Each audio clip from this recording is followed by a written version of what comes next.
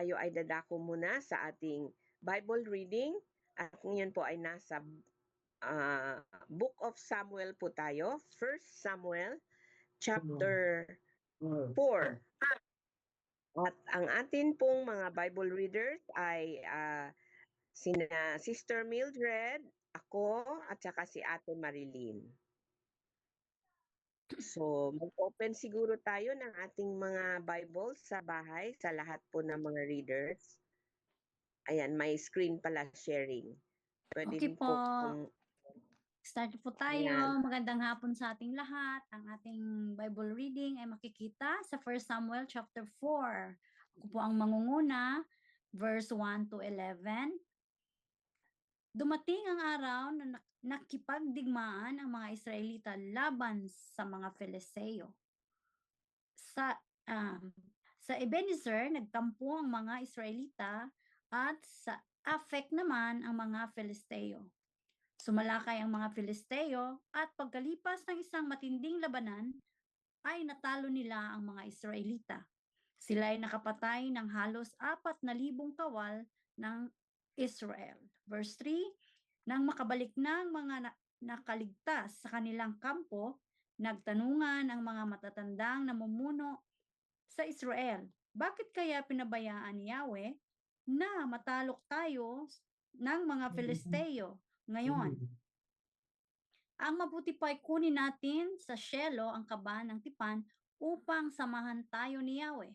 Siguro kung nasa atin iyon, ay ililigtas niya tayo sa ating mga kaaway. Verse 4, at kinuha nga nila sa Shiloh ang kaban ng tipan, na kung saan si Yahweh ay nakaluklok sa trono sa ibabaw ng mga kerubin.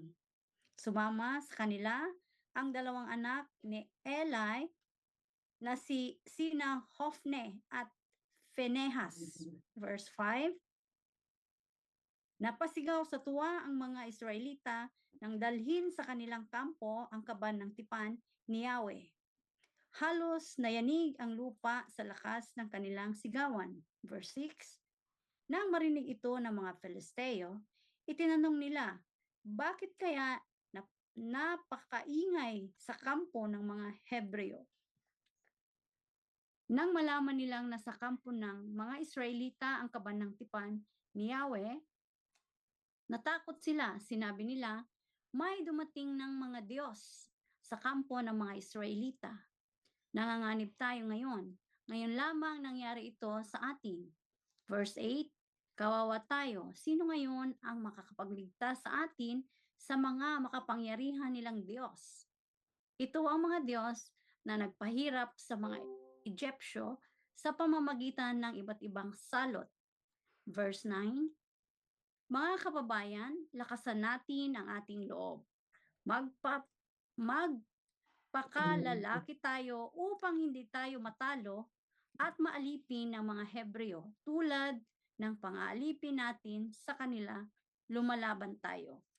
Verse 10, lumalaban nga ang mga Filisteo at ang mga Israelita ay natalo na naman. Ang napatay sa kanila ay 30,000 at nagkanya-kanyang takas pauwi ang mga natira. Verse 11, nakuha ng mga Filisteo ang kaban ng Diyos at kanilang pinatay ang dalawang anak ni Eli na sina Hofne at Phinehas. Salamat sa Panginoon. Amen. Hallelujah. Verse 12 to 18, nang araw ring yon, isang Benhaminita ang patakbong dumating sa Shiloh mula sa labanan.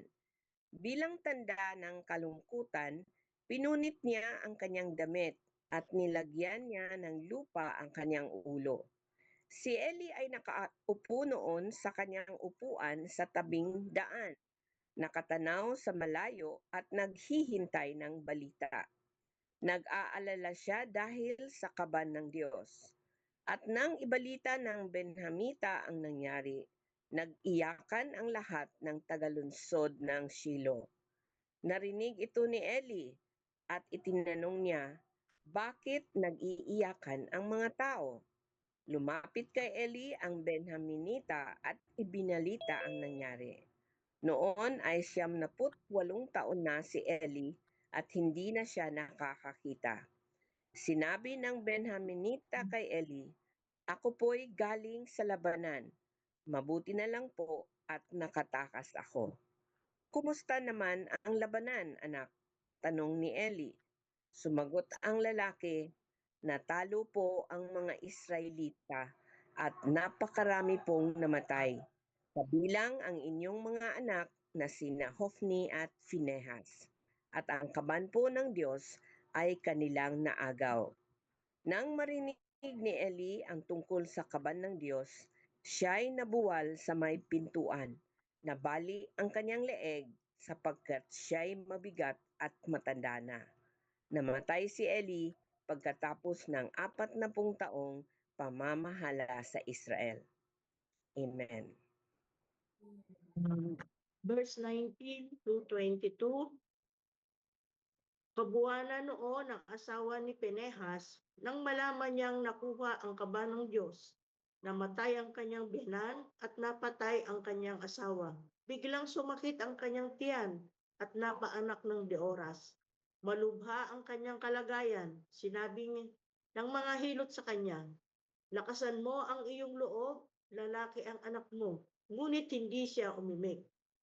Ang bata ay pinangalanan niyang Ikabod, na ang kahulugay, umalis na ang kaluwalhatian ng Diyos sa Israel.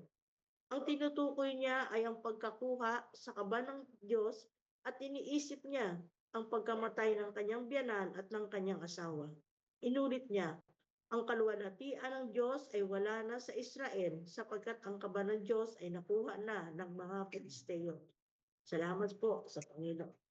Manalangin po tayo. Panginoon, kami po ay patuloy na nagpapasalamat, nagpupuri sa iyong kadakilaan at katapatan. Maraming pong salamat sa bawat mga talata na binasa po ng iyo pong mga anak. Dalangin ko po, Panginoon, patuloy mo po silang pagpalain at patuloy na bigyan ng karunungan, Lord, na sa bawat mga talatang ito ay patuloy mo pong ipaunawa upang ito maikwento rin namin sa iba, Panginoon. Kaya maraming pong salamat, pagpalain mo po sila at maging ang patuloy na pakikinig at pakikinig ng salita mo, patuloy mo nga rin pong pagpalain ang bawat isa na nakarinig ng iyo pong salita sa hapon ito, Panginoon. Salamat po sa iyo.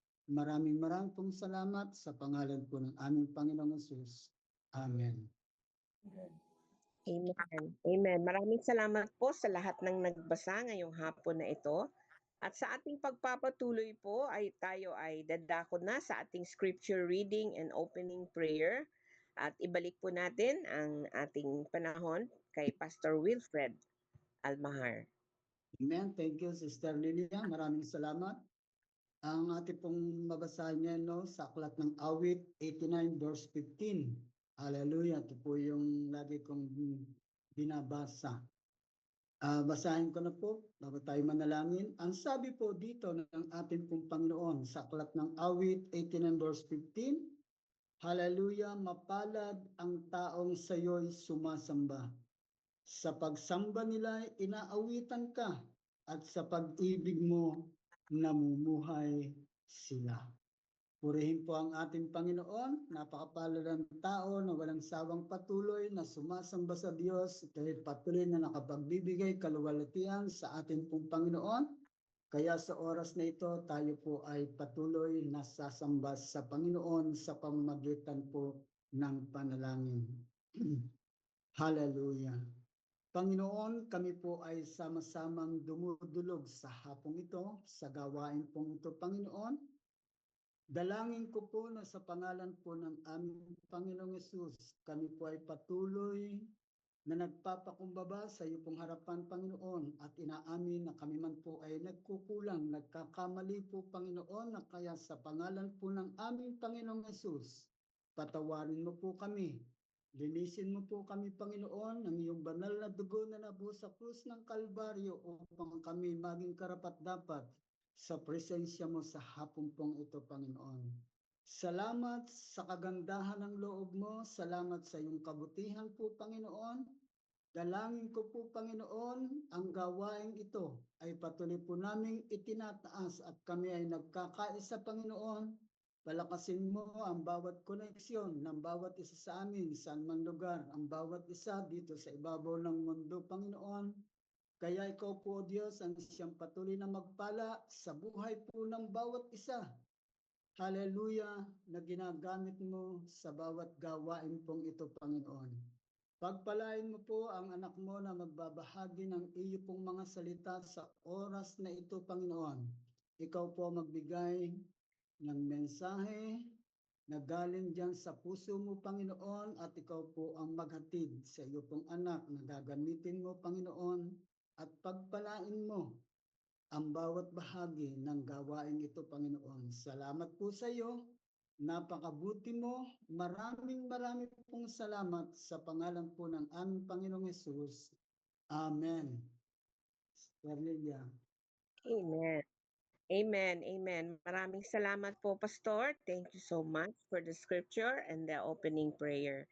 At ngayon po, handa natin ang ating mga kamay. Papalakpak po tayo sa ating pagpupuri at pagsamba sa ating Panginoon. At tayo po ay sasamahan ng ating mahal na ate, si Ate Marilyn Almahar, sa ating praise and worship.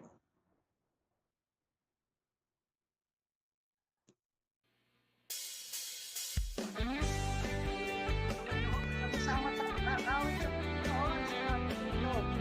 Gamitin po natin ang ating mga kamay.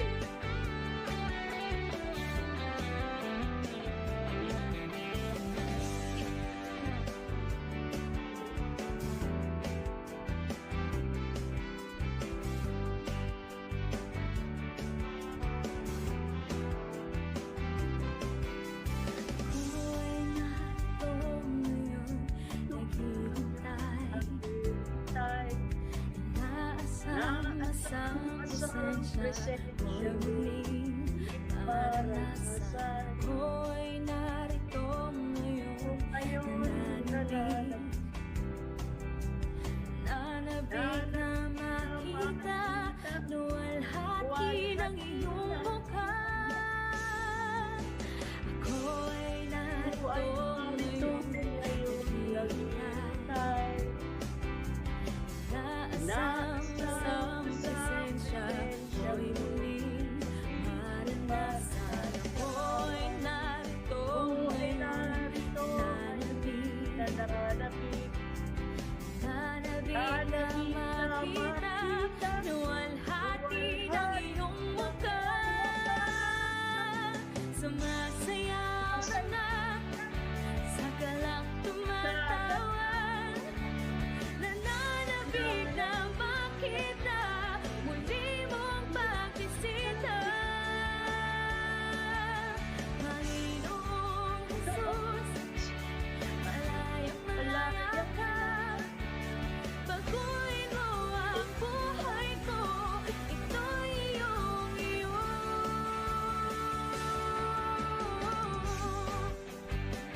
Yes, Lord.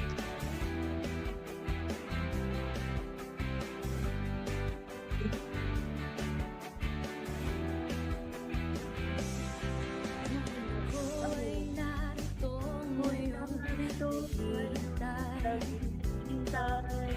naasam sa presensya, ako'y muling maranasan. Ako'y narito ngayon,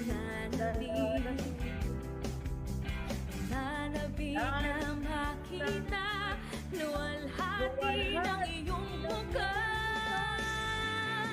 Sumasayaw na nga, sa galak tumatawa, nananabik na makita, muli mong pagbisita.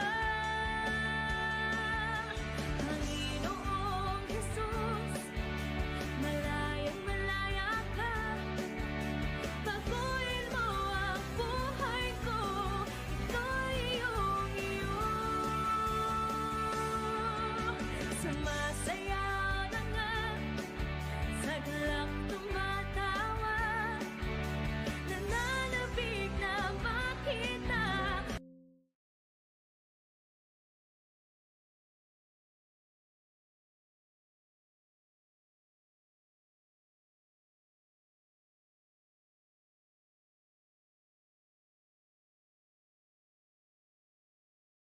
Recording in progress.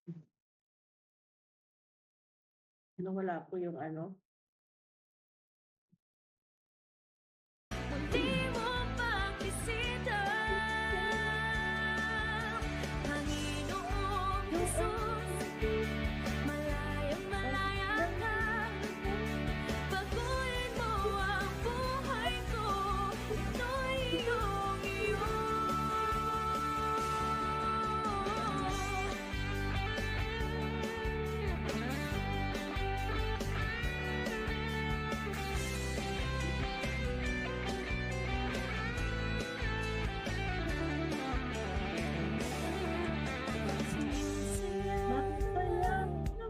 Sa galak tumatawa, nananabik na makita, muli mong pagbisita,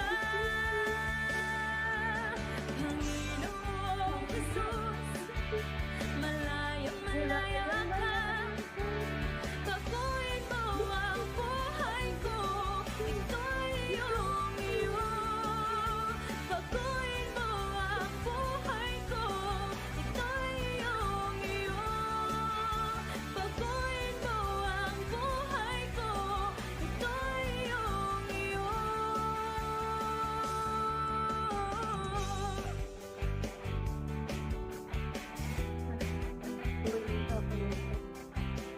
Hallelujah. Thank you, Jesus. Salamat po, Panginoon. Patuloy mo nga po kami baguhin sa araw-araw, Lord God. Sa iyo namin iaalay ang aming po mga buhay. Hallelujah. Jesus. Glory to God.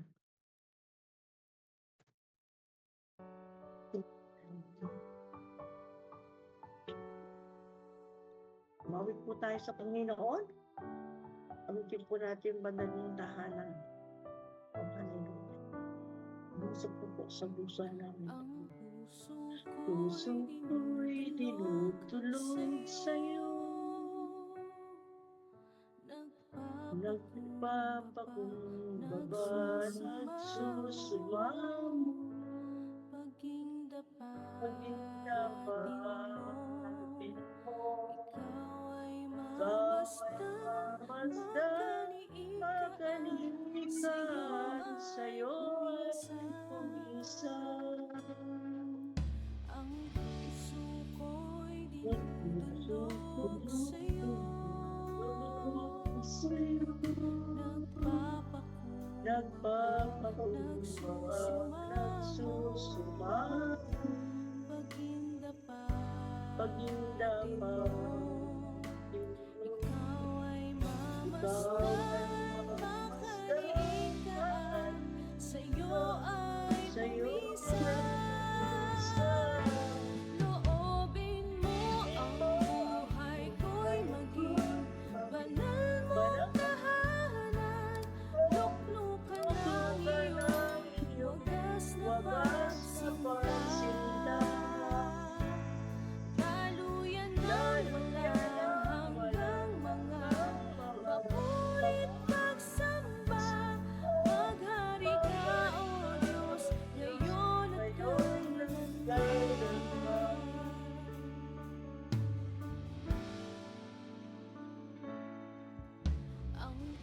Ang puso ko'y dinudulog sa'yo. Nagpapakumbaba, nagsusumamo.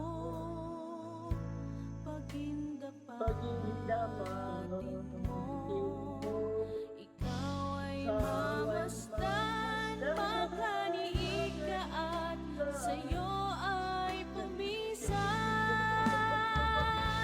Loobin mo ang buhay ko'y maging banal mong tahanan. Luklukan ng iyong wagas na pagsinta. Daluyan ng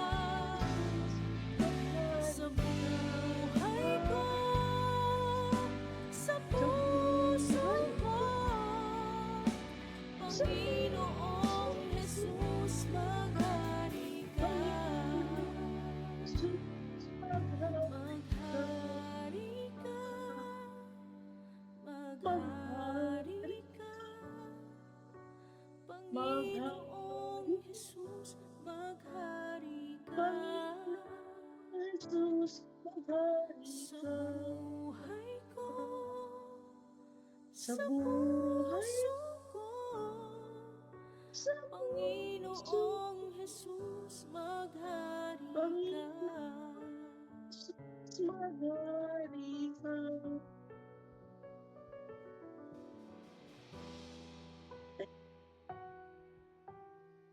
Hallelujah.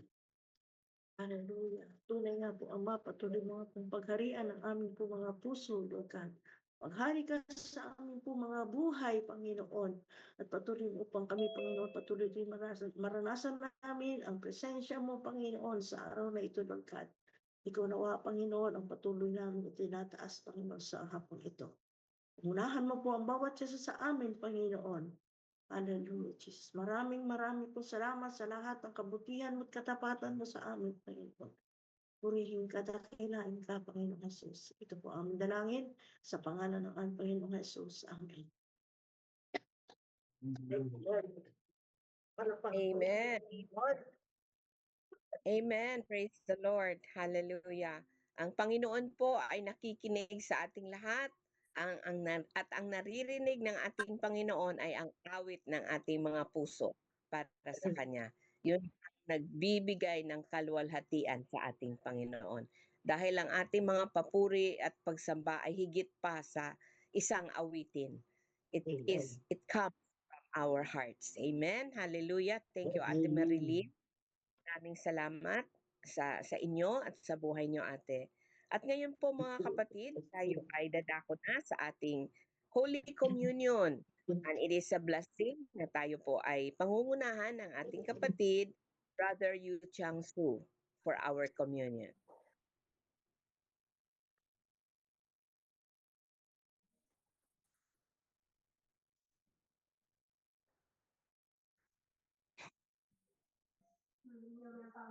Good afternoon. Good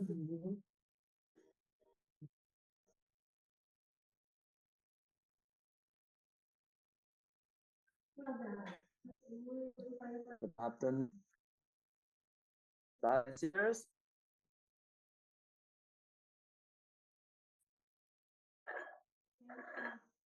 Before we first pray, we come before you with humble heart. We thank you for your love for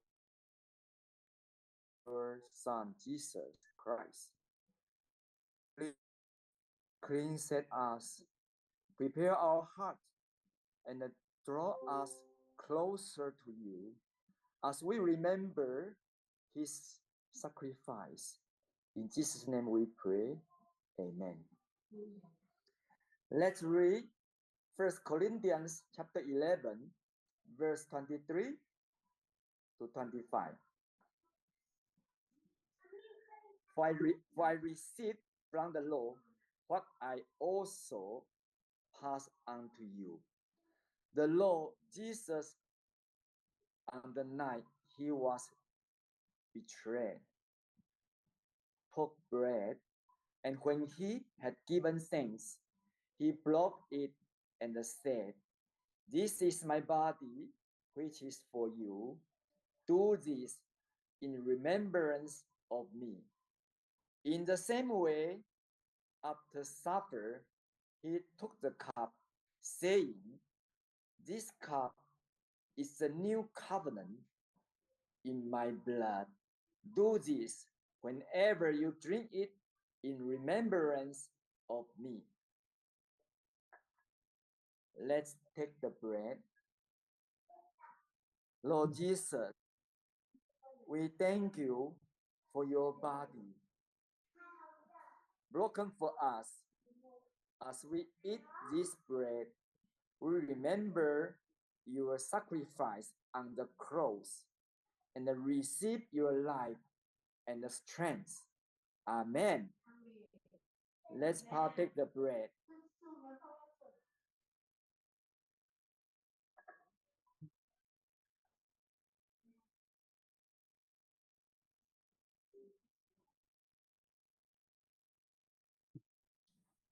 Let's take the cup. Lord Jesus, we thank you for your blood poured out from the forgiveness of sins. As we drink this cup, we remember the new covenant and the grace we had received through you. Amen. Let's drink the cup.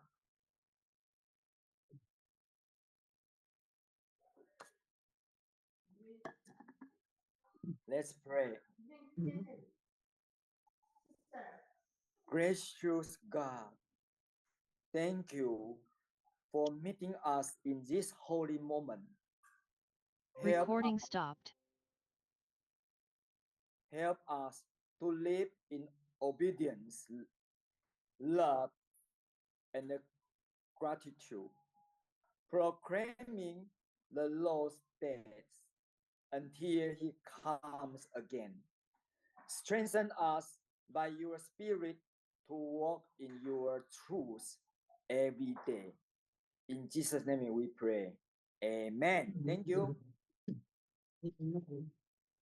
Amen. Thank you, Brother Yu Chang. Praise the Lord. We praise God for His grace and mercy over our lives.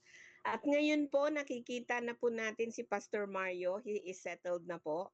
So, maybe we are ready po sa ating word for this afternoon. Kaya po, hindi na po natin patatagalin. Bigay na po natin ang ating panahon kay Pastor Mario for the word na isi-share po niya sa atin this afternoon. Okay, magandang hapon po sa ating lahat. Good afternoon. Andyan ba kayo? Yeah. Yes po. Okay. Teka lang set ko lang yung timer ko.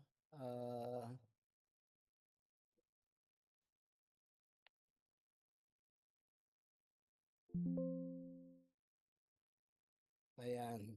So, okay. Ayun. Kakarating lang ho namin dito sa Kalawan, Laguna. Parang,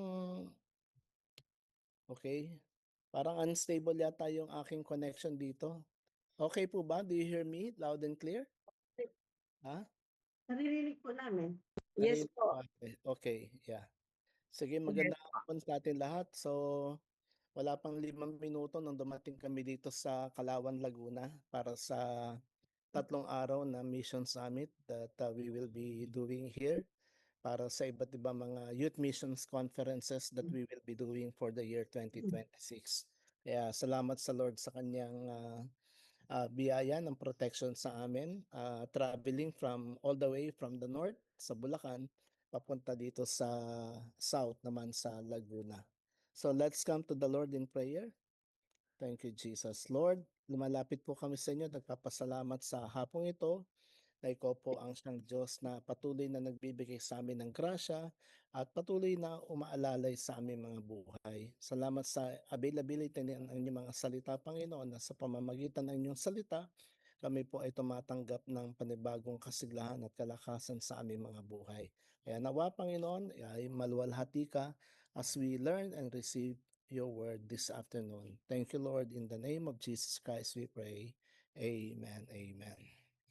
Ayun, sa mga kapatid, tayo po ay kinausap ko yung ating ilan sa mga leaders na for the next 2 weeks, ngayon at saka next Sunday, magpo-post ulit tayo ng ating topic sa yung ating series no doon sa 24 vital vital aspects ng buhay natin as a disciple. So remember na tayo ay huling nagtalakay nito on the topic of the role of the Holy Spirit sa buhay ng isang mananampalataya. So since ako po ay galing ng ang ating preaching normally ay kasabay ng mga taga Bulacan, kaya supposed to be kung susundan natin yung ating tema, ang topic natin ngayon is about knowing our enemy, about Satan.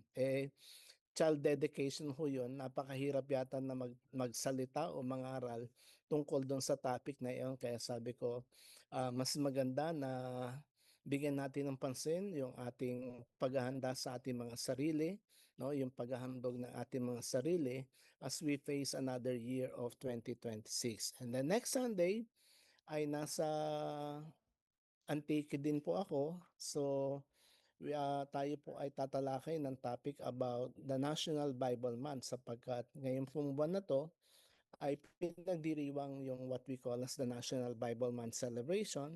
And ang last Sunday, normally is the National Bible Sunday. Kaya ang topic natin, ang ating magiging preaching o mensahe next Sunday is about the Bible, no? The Word of God that gives life. It gives life, integrity, faith, and engagement. Kaya ayun, magpapahinga muna ulit tayo dun sa ating series and we will be back on our series sa February, no? Para matapos na natin yung ating matagal ng pinag-aaralan sa mga tinatawag nating importante o mahalagang aspeto ng ating buhay as a disciple of the Lord Jesus Christ. So this afternoon, as we face another year, I would like to encourage each one of us na kinakailangan harapin natin ang bagong taon na merong kalakasan. And hindi ko alam kung meron nakakaalala sa inyo na itong mensahe na ito ay naibahagi ko sometime in 2023. Pero it would also be good for us to be reminded, no? Maigi na tayo ay mapaalalahanan na sa pagharap natin ng mga bagong taon ng ating mga buhay, kinakailangan maging malakas tayo. Amen po ba? No? Of course, sa pagpaharap natin ng bagong taon, hindi pwedeng mahina tayo. Hindi pwedeng tayo ay mahina ang kalooban. Teka muna. Let me know kung naririnig niyo pa po ba ako. Okay pa ba ako dyan sa inyo? Parang hindi ko kayo nakikitang gumagalaw. Amen. Ayun. Kasi hindi ko na kayo nakikitang gumagalaw. Nagblanko na, wala na kayo sa screen. No, thank you, Pe, no? Ayan. So, mahalaga na sa pagharap natin ng panibagong taon ay we need to emerge strong. And of course, para maging tayo ay maging isang malakas, marami tayong mga bagay na dapat gawin. Like for example, kung ang ating goal ay magkaroon tayo ng tinatawag na maging physically, no, tayo ay mas magiging maayos this year. Of course, you need to do a lot of exercises, di ba? A lot of routine, a lot of discipline for you to be able to emerge strong for this year. Ganon din sa ating spiritual life. And I was sharing kaninang umaga na kung tayo ay merong goal, 'di ba? Kahit kagabi sabi ko sa atin, kahit na meron tayong goal na meron tayong physical goal, meron tayong financial goal, no? Mahalaga that we do not forget na dapat meron tayong spiritual goal sa buhay natin. Amen po ba? No, kasi si Lord parating niyang sinasabi, 'di ba, yung Jeremiah chapter 29 verse 11, "For I know the plans I have for you." Ang sabi ni Lord, alam ko ang plano ko para sa iyo, no? Para sa ikabubuti mo, ikasasagana mo. Ang tanong, si Lord parating may plano para sa atin. Ang tanong, ikaw, ano ang plano mo para sa Diyos for the year 2026? So hindi pwedeng one way lang ang relationship. It must be two-way. God communicating with us, God relating to us, tayo rin at the same time should be communicating or relating with God. No, dapat balanse, dapat pareho. Kaya mahalaga na that we plan for ourselves. Not only physically, not only financially, not only materially, but for us to plan our spiritual vitality. Merong mga disciplines, merong mga routines that we have to do in order for us to be able to emerge strong. And number one of that is, pakibasa, anong sabi diyan? We have to put our trust in God. Well, perhaps sa atin, sa iba sa atin, parang normal na to, no? We have been hearing, no, yung encouragement, oh, yeah, just put your trust in God, no? Basta magtiwala lang tayo. Pero ang tanong, are we really trusting God in our lives? Sa mga panahon, sabi nga natin, di ba, ang bawat araw ng buhay natin, walang pangakong walang problema. No, hindi pwedeng walang problema. Hindi pwedeng walang challenges. Hindi pwedeng walang mga paghamon sa buhay natin. Ang tanong, what do we do during the times that our faith is being tested? Ang sabi dito, sa mga panahong sinusubok at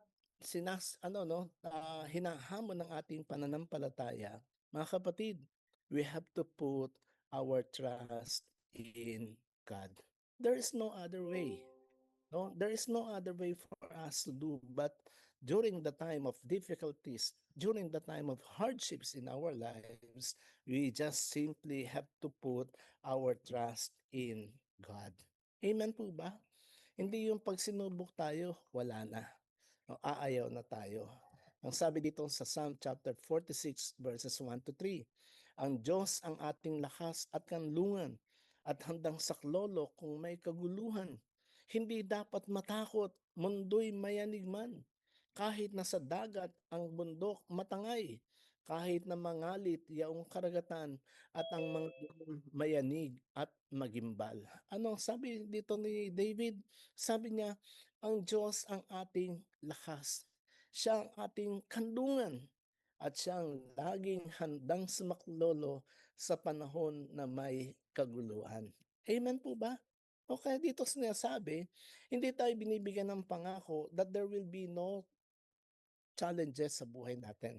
Hindi tayo binibigyan ng pangako na hindi tayo magkakaroon ng mga hamon sa buhay, no? Physically, financially, 'di ba? Emotionally, relationally, there will always be challenges in our lives. But we are being reminded, we are being told na sa mga panahon ng pagsubok at paghamon ng ating buhay, tandaan natin, ang Diyos ang ating lakas, ang ating kanlungan at handang sumaklolo, kaya dapat tayong magtiwala sa Kanya. Amen po ba? Amen po ba? No? Hindi yung pagpanahon ng pagsubok parang wala na tayo, no? Parang lantang gulay na tayo na hindi na natin maipipinta ang mukha natin. No? Hindi dapat ganun. We just simply have to put our trust in God. Kaya tandaan po natin, for us to be able to emerge strong, para maging malakas ka spiritually sa buhay mo for 2026, i-practice natin mga kapatid na magtiwala tayo sa Diyos. Amen po ba? Magtiwala tayo. Sabihin mo nga sa sarili mo, magtitiwala ako sa Diyos. No? Dapat sa Kanya tayo magtiwala, hindi sa anumang bagay sa ating kapaligiran. Yes, meron tayong pwedeng isipin na mga tao na possibly na pwede makatulong sa atin, but remember, ultimately, it is the Lord who can help us. And therefore, we have to put our trust in the Lord. Amen? Yung mga simple, maliliit na mga bagay sa buhay natin, let us learn how to put our trust in the Lord. Kanina lang on our way dito sa Laguna mula sa Bulacan, we were praying, Lord, sana po wala kaming ma-encounter na traffic. Sana po maging maayos ang biyahe namin. Alam niyo, ilan ba yon? Siguro mga almost 150 kilometers ang tinakbo from Bulacan hanggang dito. And alam niyo mga kapatid, almost every way clear, no? Klaro, meron lang isang parang medyo traffic dahil may traffic light, pero tuloy-tuloy. And now we have arrived dito sa venue ng safe and sound. Even though in those small things, mga maliliit na mga bagay, mga kapatid, we can put our trust in the Lord. Amen po ba? Amen, no? So pwede tayong magtiwala sa Panginoon. Pangalawa na dapat nating i-train ang ating mga sarili is to meditate on the Word of God. No? Sanayin natin ngayong taon na to. Sanayin natin ngayong taon na ito, di ba? Kasama to sa pinag-aralan natin, meditating on the Word of God. Mga kapatid, gusto kong hamunin ang bawat isa sa atin. Sanayin natin ang mga sarili natin ngayon, hindi lamang magtiwala sa Diyos, but to learn on how to meditate on the Word of God. Kasi ang magpapabago ng buhay natin are not just simply hearing the word. Hindi lang yung basta pakikinggan mo lang ang salita ng Diyos.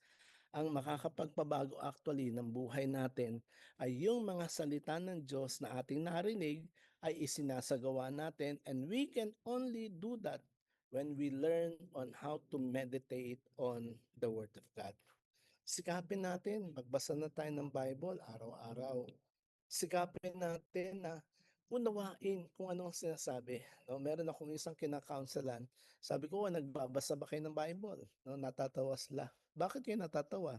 Sabi sa akin, opo, pag linggo po yung Bible reading, nagbabasa na kami ng Bible. Sabi ko, okay yun. Pero hindi sapat na doon lang tayo umaasa, doon sa tinatawag natin public reading na marami. Dapat we have to learn privately, no, personally sa mga buhay natin, we have to learn on how to read the Bible and meditate on the Word of God. Amen po ba? No? Ang sabi sa Joshua, no, chapter 1, verses 7 to 9. I'm sure alam niyo na to, di ba? Nung si Joshua have assumed the leadership para pangunahan ng mga ang bansang Israel, natatakot siya. Pero anong sabi ng Panginoon sa kanya? Basta't magpakatatag ka at lakasan mo ang iyong loob. No? Sundin mong mabuti ang kautosang ibinigay sa inyo ni Moises. Huwag kang susuway sa anumang nakasaad doon at magtatagumpay ka saan ka man magpunta. Verse 8, di ba? Huwag mong kaligtaang basahin ang aklat ng kautusan. Pagbulay-bulayan mo yan araw at gabi at upang matupad mo ang lahat ng nakasaad doon. Sa ganon, magiging masagana at matatag ang iyong buhay. You see mga kapatid, for you to be able to emerge strong, hindi ka magiging malakas kung a-attend ka lang. Hello? Hindi ka magiging malakas kung makikinig ka lang. Hindi ka magiging malakas kung nandiyan ka lang sa cellphone o nasa screen lang ng cellphone mo. You have to do something. And what is that? You have to learn how to read and meditate on the Word of God. Kasi hindi magiging aktibo sa iyo ang salita ng Diyos if you are not able to meditate on it. Pangatlo na dapat natin gawin is to take time to pray. Basic, di ba? No? Pinag-aralan na natin yan eh. Like, for example, ngayong January 25 hanggang January 30, magkakaroon tayo ng prayer and fasting week, no? Nagpe-pray tayo. Pero ang tanong, hanggang doon lang ba tayo sa pangkalahatan na panalangin na kasama ang iba? What about our personal prayer time? Mga kapatid, para maging malakas tayo. Sino gusto maging malakas dito? Di ba? Kung gusto mong maging malakas for 2026, not only that you have to learn to put your trust in God, not only for you to learn on how to meditate on the Word of God, but you have to learn also to take time to pray. No, simple lang. Aralin natin. Maglaan tayo ng panahon para manalangin. Hindi yung panalangin na, Lord, salamat po sa pagkain namin ngayong hapon. Hindi po yung prayer na, Lord, salamat po matutulog na kami. Hindi. Learn how to pray. Diba? Ito nga po yung turo sa Mark chapter 1 verse 35. Ano po ang sabi dito? Si Jesus, madaling araw pa lang ay bumabangon na at nagpupunta sa isang lugar na walang tao at doon ay nananalangin siya. Of course, sa panahon natin ngayon, wala na yatang lugar na walang tao, kundi sa loob ng ating kwarto o sa loob ng ating mga palikuran. But anywhere, di ba? Ang importante dito ay yung consistency, tuloy-tuloy na ginagawa, no? Ginagawa mo araw-araw sa buhay mo. Mga kapatid, bilang pastor ninyo, gusto ko kayong i-challenge, learn how to pray. You pray, no? Hindi lahat ng panahon natin iasa for others to pray. No, you have to learn how to pray by yourself. No, aralin mo kasi si Lord, mga kapatid, wala akong tinatangi. hindi niya pinakikinggan yung prayer lang ng pastor. Kahit ikaw, prayer mo, pakikinggan ni Lord, no? Kahit sino sa atin dito, pwedeng pakinggan ni Lord yung prayer. Prayer mo, Bel, prayer mo, Mildred, prayer mo, Ana Isabel, no? Lahat tayo, no? Meron tayong access, meaning that when we pray to God, hindi sasabihin ni Lord sa inyo na, oh, guys, tawagin niyo muna si Pastor Mario, si Pastor Wilfred para mag-pray para sa inyo. Hindi, no? Kasi tayo mismo, pwede tayong pakinggan ng Diyos sa ating mga dalangin. Kailangan lang, we have to take time. Maglaan tayo ng panahon para tayo ay matutong manalangin. And sa next Sunday, we will learn that magkakaroon tayo ng orientation tungkol sa prayer and fasting natin, no? Yes, meron tayong sama-samang mga pananalangin, pero mahalaga din that we learn how to pray privately, no? Yung ikaw lang at ang Diyos ang kasama mo, ang kausap mo. Amen po ba? I hope we're learning, no? Very basic. Put our trust in God, meditate on the word, and we take time to pray. What else? Pang-apat, anong dapat natin gawin? Magkaroon tayo ng accountability of relationships. Ito yung kagabi, pinag-aralan natin, di ba? Naalala niyo ba? Tinuro ni Sister Lilia, o yung mga nasa Bible study kagabi. Di ba meron tinatawag na mentoring, no? Kinakailangan matutuhan natin this year, no? Kasi, sino sa inyo nag-gym? Ako. Alam mo ba, alam niyo ba? Years ago, nag-gym ako sa Gold's Gym, Hindi lang basta-basta gym 'yon, na ano 'yun, na anong tawag dito, high-end na gym, Gold's Gym, 'no? Normally 'pag pumunta ka ng gym, kasi nung una na pumupunta ako, wala akong trainer, 'no, wala akong coach. Talagang kung ano-ano yung gagawin mo kahit hindi mo alam, buhat ka ng buhat, 'di ba? Tatakbo ka do'n sa anong tawag dito, yung treadmill. Hanggang buti na lang may nakilala ako na kaibigan nung kaibigan ko na isang Amerikana na trainer pala ng Gold's Gym sa Amerika. So nung naging coach ko siya, sabi niya, I'm going to to coach you. I'm going to mentor you." Mga kapatid, yung mga bagay na hindi ko alam noon, natutuhan ko. Why? Because meron akong mentor. Meron nagtuturo sa akin. And with that, no, nung mga panahon na yon, naging malakas ako, no, physically. Kasi nag-gym ako noon. At meron akong mentor. Ganon din sa buhay natin ngayon. If you want to emerge strong, you want to grow spiritually, you want to be spiritually strong, mga kapatid, you have to have an accountability of relationship. Uulitin ko po, para doon sa mga wala kagabi, maghanap ka dito sa grupo natin sa House of Refuge. Maghanap ka ng isang tao na sa tingin mo pwede maglaan ng panahon sa iyo at least weekly para tuturuan ka niya, no? Gagabayan ka paano ka lalago sa iyong relationship sa Panginoon. Tingnan niyo po ang sabi sa Hebrews 10:24 and 25. Sikapin din natin gisingin ang damdamin ng bawat isa sa pagmamahal sa kapwa at paggawa ng mabuti. Huwag nating kakaligtaan ang pagdalo sa ating mga pagtitipon gaya na nakasanayan ng iba. Sa halip, ano sabi rito? Palakasin natin ang loob ng isa't isa. Lalo na ngayon nakikita natin malapit na ang araw ng Panginoon. Mga kapatid, simply stated here, no, sabi rito, ang mentoring is somehow yung pagpapalakas ng kapwa natin. Ito ang sabi rito, no, palakasin natin ang loob ng bawat isa. Aminin natin, hindi lahat katulad ni Pastor Mario. Hindi lahat katulad ni Sister Lilia.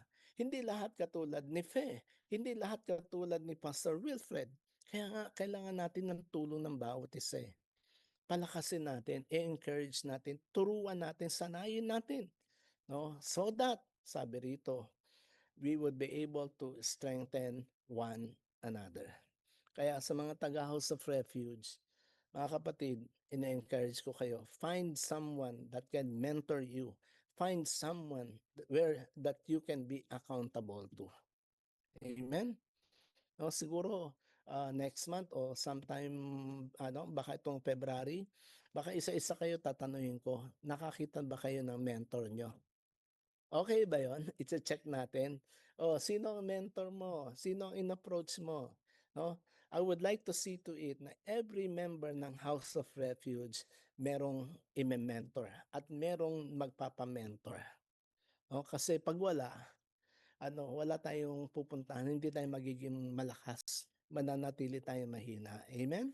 So if you want to emerge strong, you have to put your trust in God. You have to learn how to meditate. You have to learn on how to pray, no? And you have to learn how to be accountable. Kasi alam niyo yung accountability, mga kapatid, alam ko this is something new sa atin. Kasi tayo, basically bilang tao, ayaw natin merong mangingialam sa buhay natin, di ba? Ayaw natin merong magsasabi sa atin pag may mali tayo. Ayaw natin nun eh. Why? Because basically, as a human being, we don't want to be corrected. Di ba? Ayaw natin merong magtutuwid sa atin. Ayaw natin na merong mag-aayos ng buhay natin. Pero pag Christian ka na, nagtitiwala ka kay Lord, nagbabasa ka ng Bible, minimeditate mo, nagpe-pray ka, madali na yung ipasubmit natin ang sarili natin, maging accountable tayo sa kapwa natin. Amen? So gagawin natin yan. I-check ko yan, mga itong month ng February, isa-isa. O ikaw, meron ka na bang mentor? Sino ang nagme-mentor sa'yo? Sino ang tutulong sa'yo? Okay ba yon? Okay? Ayan. And of course, lastly, we have to learn how to depend on the Holy Spirit. And this is what we have learned last Sunday, di ba? On the role of the Holy Spirit, the importance of the Holy Spirit in our life as a disciple of the Lord Jesus Christ. No? Hindi lahat kaya mo. Ang sabi doon sa aklat ni Zechariah 4:6, di ba? Sabi ni Lord kay Zerubbabel, remember, it's not by your might, it's not by your strength, but it is by the power of the Holy Spirit. Mga kapatid, ewan ko mula nung linggo hanggang ngayon, nag-try na ba kayong magtiwala sa banal na espiritu? Trinay nyo na ba na na i-enjoy yung kanyang presensya sa buhay ninyo? No? Mga kapatid, we have to learn how to depend on the Holy Spirit and practice staying in the presence of the Holy Spirit in our lives. Kasi importante to. Ano sabi sa Romans chapter 8 verse 5? Ang mga namumuhay ayon sa hilig ng laman ay hindi pinahalagahan ang mga bagay na ukol sa laman. Ngunit ang mga namumuhay ayon sa Espiritu ay nagpapahalaga sa mga bagay na espiritual. In other words, if you are dependent on the role of the Holy Spirit in your lives, you will always crave for the spiritual things. Yung bang ang gusto mo na lang mga bagay na makakatulong sa buhay mo spiritually, no? You will start parang refusing, no? Tatanggihan mo na yung mga bagay na makalaman, mga bagay na makundo. Mga kapatid, napakalaki ng magagawa ng Holy Spirit sa buhay. Remember, sabi ni Jesus, di ba? Bibigyan ko kayo, no? Ipapadala ko sa inyo ang inyong magiging gabay. Siya ang magiging tagapagturo. Siya ang magiging tagapag-aliw ninyo. Mga kapatid, binigay na nga sa atin, regalo na eh. Ang kailangan itatap na lang natin. Amen po ba? Di ba? He is there already. Nandiyan na. Kasi nasa buhay na natin. Itatap na lang natin para sa ganon ay makagawa ang banal na espiritu sa buhay natin. Isaiah chapter 43 verses 18 to 19. Ang sabi po rito, ang paalala ng Panginoon sa mga Israelita noong panahon na yun, sabi niya, ilibing mo na sa limot at wag nang alalahanin ang mga nangyari noong unang panahon. Verse 19, masdan mo ako ay gagawa ng isang bagong bagay. Ito'y nagaganap na. Hindi mo pa ba nakikita? Gagawa ako ng isang daanan sa gitna ng desyerto at magkakaroon ng ilog sa lugar nito. Amen. No? Amen. Amen. No? Ito ang sinasabi ni Lord sa atin, no? Yung mga nakaraan natin, mga masakit na karanasan, mga pangit na malulungkot na mga bagay sa buhay natin. Guys, mga taga-House of Refuge, ibaon mo na, ilibing mo na daw sa limot at wag nang alalahanin pa yung mga nangyari nung isang taon. Ang abangan mo, ano yun? Yung ginagawa ng Diyos sa bagong, ano bang sabi niya rito? Bagong abangan mo na lang yung mga bagong bagay na ginaganap na, ginagawa na ng Diyos. Ang sabi niya rito, hindi mo pa ba makita? Hindi mo pa ba makita kung ano yung bagay na ginagawa ng Diyos? No, ibig sabihin si Lord, ano na, no? Kumikilos na gumagawa na, may aksyon na ginagawa. Tanong niya sa atin, hindi mo pa ba makita? Ewan ko sa inyo, kung wala kayong nakikita, sorry na lang. Pero sa mga may nakikita, hallelujah, umasa tayo. Nagagawa ang Diyos ng isang daanan sa gitna ng disyerto. At sa disyerto na to, magkakaroon ng ilog. Imagine that, magkakaroon ng ilog. Mga kapatid, ito yung mga bagay na hindi imposible dahil si Lord ang nangako nito sa atin. And remember, for us to be able to emerge strong, para maging malakas tayo for 2026. Ano yung 5? Una, magtiwala sa Diyos. Pangalawa, bulay-bulayin ang salita niya. Pangatlo, manalangin. Pang-apat, magkaroon tayo ng mentor, accountability. And number 5, magtiwala tayo sa kapangyarihan ng banal na Espiritu. Amen? Panginoon, marami pong salamat for your word that have been downloaded to us. Salamat po, Panginoon, dahil ang salita mo ay parating buhay, sariwa, at may kapangyarihan. Nawa po, Panginoon, we would be able to really absorb and receive, Panginoon, ang bawat salita mo that you have given to us this afternoon. Salamat po at nawa makikita ko po ang bawat member ng House of Refuge. Maging mga taga-open heavens, Lord, that they will going to emerge strong for this year. Yung dating hindi nagpe-pray, magpe-pray na, Lord. Yung dating hindi nagbabasa ng Bible, magbabasa na. Yung dating hindi nagtitiwala sa iyo, magtitiwala na sa iyo, Panginoon. At yung dating walang accountability, maghahanap ng kanyang mentor, Panginoon. At yung hindi marunong magtiwala sa banal na Espiritu, now we will depend on the Holy Spirit. Salamat po, Panginoon. Tulungan mo po kami sa mga hakbangin na ito ng aming buhay. In the name of Jesus Christ, we pray. Amen. Okay, mga kapatid, Amen. Amen. maraming salamat for having with us this afternoon. Ako ay magpapaalam lang dahil magsisimula, palagay ko nagsimula na yung program, nag-start na, kaya magpapaalam muna ako and we'll see you on Thursday. God bless you, mga kapatid. God bless po, Pastor. Thank you so much. Thank So, you. praise the Lord. Napakaganda ng narinig natin this afternoon na isa sa kailangan na maitanim sa ating puso for the year 2026 is to desire to emerge strong. Na ito po yung nanaisin natin na lalabas tayo na maging malakas ngayong 2026. So take away natin 5 bagay. Inuulit ito ni Pastor, ulitin ko ulit ngayon. Ang 5 bagay ang ating take away this afternoon, put our trust in God. So let us depend on God. Ang pangalawa, meditate, study the Word of God. Ang pangatlo, take time to pray.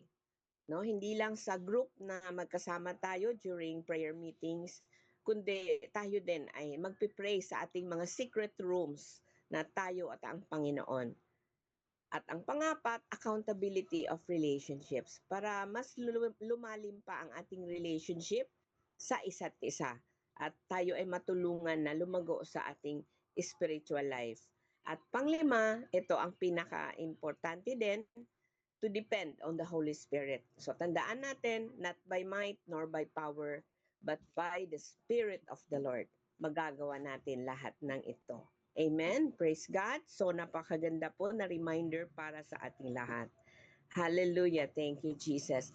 At ngayon po, patuloy po tayo sa ating gawain this afternoon. Tayo po ay dadako na sa ating prayer for the UPGs, for the Unreached People Group. At ibigay po natin ang ating panahon sa ating mahal na kapatid na nasa Cebu, Sister Fe Helbolingo. Good afternoon. Mayong hapon sa tanan. Mayong hapon. Thank you, Lord. Thank you, Lord. At ang lugar po ng ating ipagpipray, ang persecuted country po ay ang Burkina Faso. Ito po, sa research ko po, ito po ay pinakadelikado sa northern at eastern region. Ang sitwasyon po nila ay mga extremist group ay target ang mga simbahan na naman ang Christian leaders at ang mga Christian school. Marami na po ang pinapatay o dinudukot dahil sa kanilang pananampalataya. Kaya nga, nakakaawa talaga. Ang impact po nito sa ating mga kapatid, libo-libo pong simbahan ang sarado na. Mahigit 2 million of people ay naging refugees sa sarili nilang bansa. At marami sa kanila, mga Kristiyano ay nawala ng tahanan at kabuhayan. At ang risk po ng mga Kristiyano, mga kapatid natin doon, sobrang hirap para sa mga converts dahil double ang pressure mula sa mga terorista at mula sa sarili nilang komunidad. Grabe, parang dito pa lang tayo nga minsan kung kapitbahay lang natin inuusig tayo. Ito na lalo, military na talaga, gobyerno na talaga, parang ang hirap, ang bigat sa puso. So kailangan talaga natin silang ipanalangin kasi mga kapatid natin sila, anak sila ng Diyos. At mga kapatid, sabayan niyo po ako sa panalangin ang ating lugar ng Burkina Faso. Let us pray po. Sabayan niyo po ako. Hallelujah, hallelujah. Lord, we lift up our brothers and sisters in Burkina Faso. Nananalangin kami, Lord, para sa kanilang proteksyon laban sa karahasan at takot. Yes, Lord, give them extraordinary courage and hope amidst in the darkness. Hallelujah. Lord, provide for the refugees, ang mga nawala ng bahay at pagkain, naway makatagpo sila ng kalinga, Lord. We also pray for the persecutors na hipuin, yes, hallelujah, ang kanilang mga puso at mapalitan ang puot ng iyong pag-ibig. Maghari nawa ang iyong kapayapaan sa bansang ito. Hallelujah. Sa pangalan ni Jesus. Amen. Amen. Thank you. Thank you.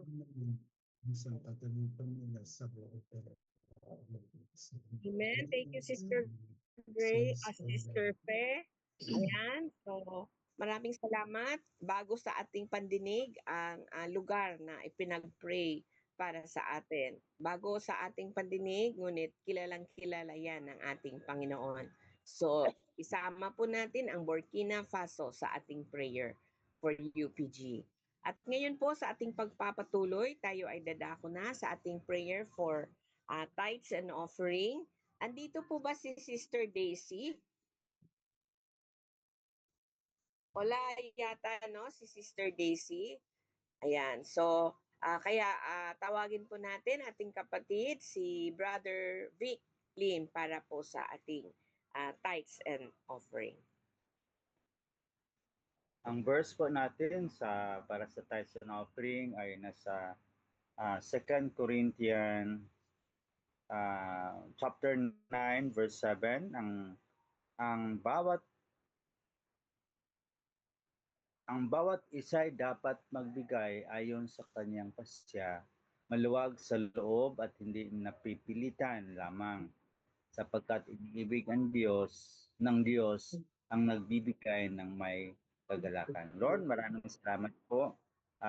Napakaganda yung salita mo ngayon.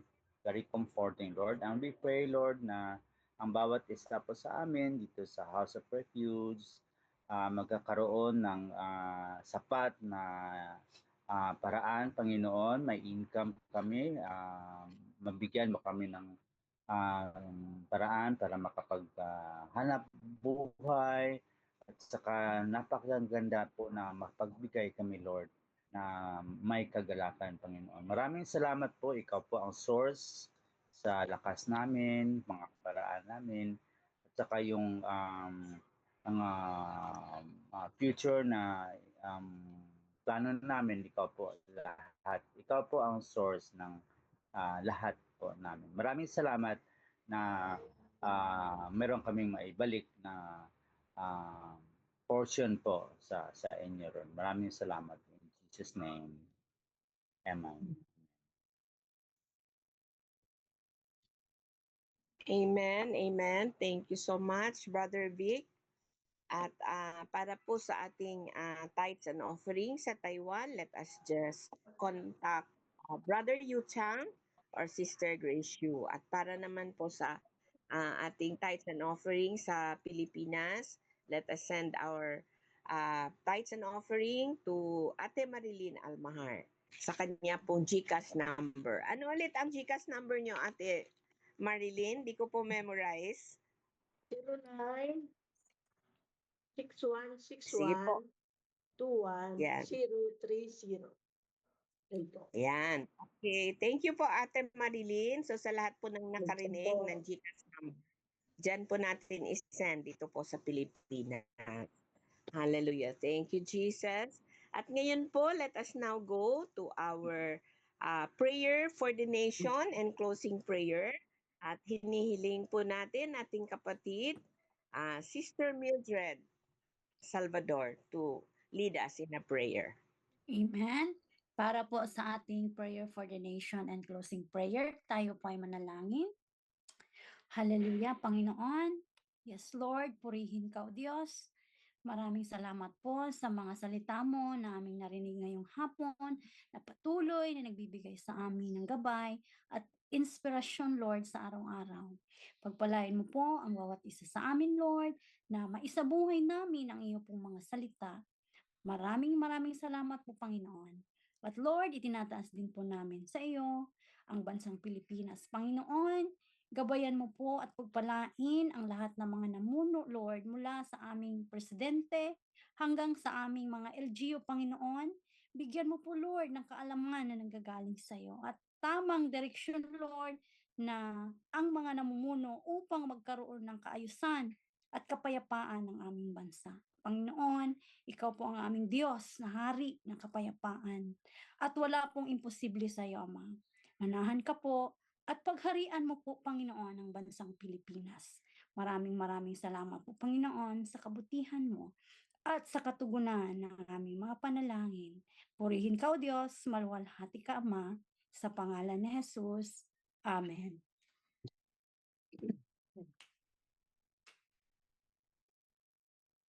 Amen. Thank you, Sister Mildred, for for that beautiful closing prayer.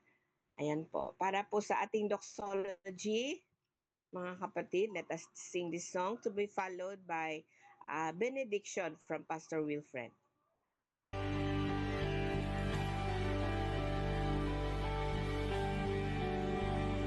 Praise God from whom all blessings flow. Praise Him, all creatures here below. Praise Him above, ye heavenly hosts. Praise Father, Son, and Holy Ghost.